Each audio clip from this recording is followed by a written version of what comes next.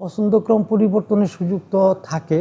বিগত বছরে যেভাবে ছিল আমরা ওইটা কি অব্যাহত রেখেছি। আমরা ভর্তি প্রক্রিয়ায় নতুন কোনো মানে বিষয় এখানে অন্তর্ভুক্ত করিনি।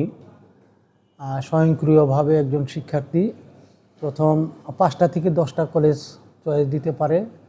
যদি তার এই প্রথম চয়েসের প্রতিষ্ঠানগুলি না পায় স্বয়ংক্রিয় কি বলে সিলেকশনে, সেই ক্ষেত্রে পরে আবার তার আবেদন করার সুযোগ দেওয়া হয়। এই যে আরেকবার দিল, এরপরেও আরেকবারও থার্ড টাইমে একটা সুযোগ তাকে দেওয়া হয়। এই দেওয়ার কারণেই কিন্তু তাকে স্পেস দিয়ে দিয়ে ভর্তি করার কারণেই কিন্তু আমরা এই যে আজকে কয়েকদিন যাবৎ খুব বেশি ব্যস্ত, বুয়েটের সাথে এত বেশি লেনদেন মানে দেন দরবার করতেছি যে আমাকে একটু স্পেস কমায় দাও, কারণ আমি 20 দিন ফলাফল পিছিয়ে গেছে।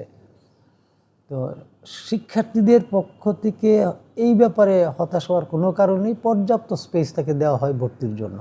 আর আসন তো দেখছেনই, পর্যাপ্ত আসন খালি পড়ে থাকে। সুতরাং তারা যেখানেই সুযোগ পাক না কেন ক্লাসটাকে যদি তারা অবলম্বন করে শিক্ষার হাতিয়ার হিসাবে, যে আমি শিখবো ক্লাস থেকে, তাহলেই সকল সমস্যার সমাধান হয়ে যাবে ইনশাল্লাহ।